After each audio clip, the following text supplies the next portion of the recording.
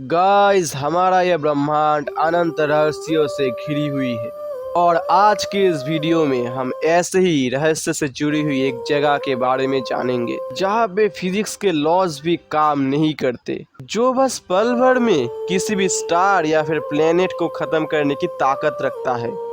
Time और space की existence भी जहाँ पर खत्म हो जाती है और इसके राक्षसी ग्रेविटेशनल फोर्स के कारण लाइट भी इससे बच नहीं पाती। जी हाँ गाइस, आज के इस वीडियो में हम बात करने वाले हैं ब्रह्मांड के दानव ब्लैक होल की।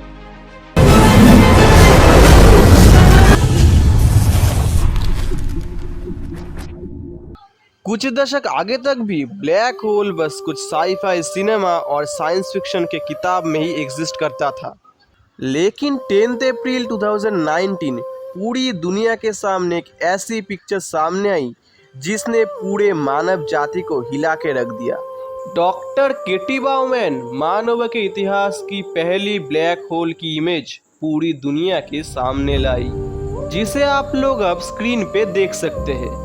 और इस इमेज के अलावा आपने जितने भी ब्लैक होल के फोटो या फिर वीडियोस देखे हैं वो सभी कंप्यूटर ग्राफिक्स के द्वारा बनाई गई थी।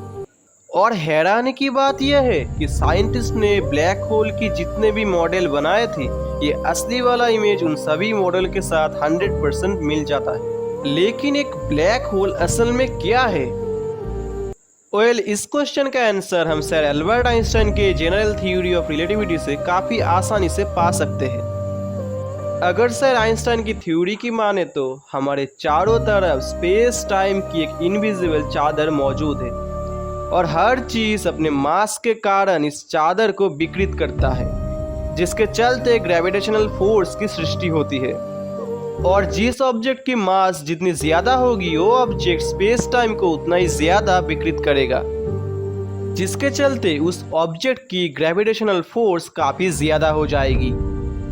और अकॉर्डिंग टू दिस थ्योरी अगर किसी ऑब्जेक्ट की मास काफी ज्यादा हो गई तो फिर वो ऑब्जेक्ट स्पेस टाइम में एक गड्ढे की सृष्टि करेगा और इसी के चलते उस ऑब्जेक्ट की ग्रेविटेशनल फोर्स इतनी ज्यादा बढ़ जाएगी कि कोई भी चीज अगर एक बार उस गड्ढे में गिर जाए तो फिर वो कभी भी वहां से वापस नहीं आ सकती, यहाँ तक कि लाइट भी नहीं। और इसी चीज को हम ब्लैक होल कहते हैं। गाइस, आप लोग ये सुन के हैरान होंगे कि मैथमेटिकली कोई भी चीज, आप, मैं, ये धरती, हर चीज ब्लैक होल में तब्दील हो सकती है, लेकिन उसके लिए हमें ऑब्जेक्ट की साइज को काफी ज्यादा छोटा करना पड़ेगा, लिटरली काफी ज्यादा छोटा।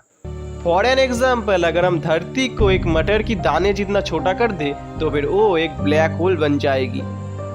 गाइस, किसी भी ऑब्जेक्ट के एटम के अंदर काफी ज्यादा एम्प्टी स्पेस होता है, लेकिन जब ये एम्प्टी स्पेस घटने लगता है तो फिर उस ऑब्जेक्ट का सारा मास बहुत ही छोटे जगह में कॉन्सेंट्रेट हो जाता है, जिसके चलते उस ऑब्जेक्ट की ग्रेविटेशनल फोर्स इतनी ज्यादा बढ़ जाती है कि वो ऑब्जेक्ट एक ब्लैक होल में तब्दील हो जाता है। और इस टाइम में उस ऑब्जेक्ट की जो रेडियस होती है उसको शॉर्टचाइल्ड रेडियस कहा जाता है।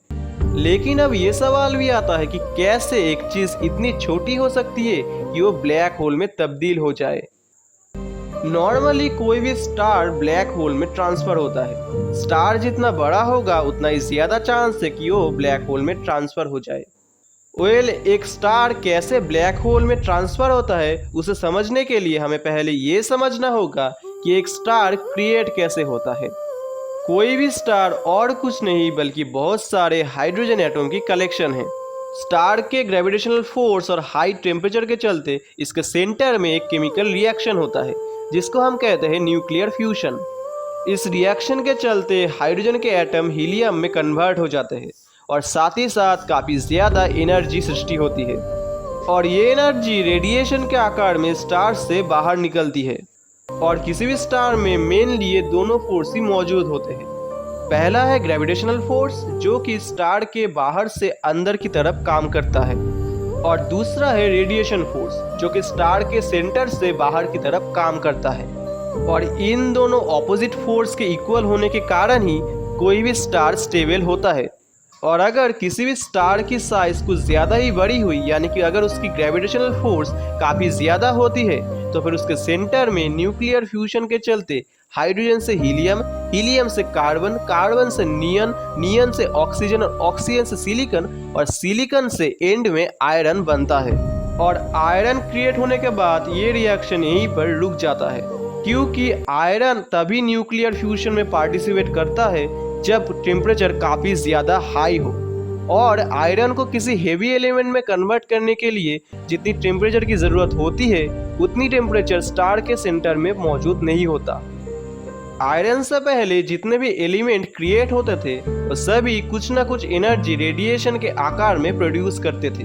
और क्योंकि आयरन न्यूक्लियर फ्यूजन रिएक्शन में पार्टिसिपेट नहीं करता, इसीलिए वो किसी भी तरह की एनर्जी रिलीज नहीं करता, जिसके चलते स्टार के अंदर आयरन की क्वांटिटी बढ़ जाती है।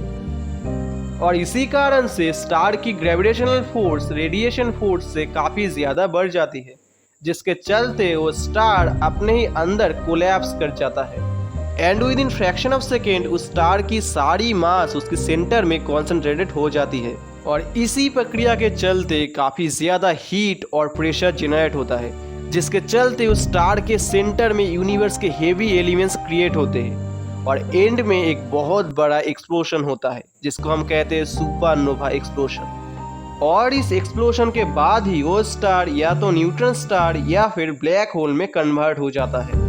आई होप अब आप लोग समझ गए होंगे कि एक ब्लैक होल कैसे क्रिएट होता है। गाइस, अगर हम किसी भी ब्लैक होल को देखने की कोशिश करेंगे तो फिर हम बस उसकी इवेंट होराइजन को ही देख पाएंगे, क्योंकि इवेंट होराइजन के उस पार बिल्कुल काला है, क्योंकि इवेंट होराइजन से लाइट भी वापस नहीं आ सकती। लेकिन इवेंट होराइजन के उस पार ब्लैक होल के अंदर क्या है? वेल गाइस, ये चीज पूरी तरह से एक मिस्ट्री है। कोई भी इंसान नहीं जानता कि ब्लैक होल के उस पार क्या है। वेल, अगर कुछ साइंटिस्ट की माने तो ब्लैक होल के अंदर इन्फिनेटली स्मॉल एक पॉइंट है, जिसकी एरिया और वॉल्यूम दोनों ही जीरो है, यानी कि उस पॉइंट में स्पेस एग्जिस्ट ही नहीं करता। और साथ ही साथ टाइम भी उस पॉइंट पे रुक जाता है, यानी कि फिजिक्स की कोई भी लॉ हम उस पॉइंट पे लगा ही नहीं सकते। और इस पॉइंट को हम कहते हैं सिंगुलैरिटी। बहुत लोगों का ये भी कहना है, अगर हम ब्लैक होल के अंदर से सिंगुलैरिटी को पार कर जाए तो फिर शायद हम एक और यूनिवर्स पे पहुंच जाएंगे, जहाँ पर फिजिक्स के लॉ हमारे यूनिवर्स से पूरी तरह से अलग होंगे। लेकिन उसके बारे में हम किसी और वीडियो में चर्चा करेंगे। तो गाइस, अगर ये वीडियो आपको पसंद आए तो इस वीडियो को लाइक और शेयर ज़रूर कीजिए। और साथ ही साथ अगर आपके पास कोई सजेशन हो कि हम नेक्स्ट वीडियो किस टॉपिक के ऊपर बनाएं, या फिर इस वीडियो का कोई भी पॉजिटिव फीडबैक हो, तो आप नीचे कमेंट करके ज़रूर बताएं। और अगर आपको ऐसे ही साइंटिफिक और मिस्टीरियस वीडियोस देखना पसंद है तो हमारे चैनल को सब्सक्राइब करके बेल आइकन को ऑन कर सकते हैं। तो गाइस, आज के इस वीडियो में इतना ही। मुलाकात होगी आप सभी से क्यूरियस नर्ड्स के एक नए एपिसोड में। तब तक के लिए जय हिंद, वंदे मातरम।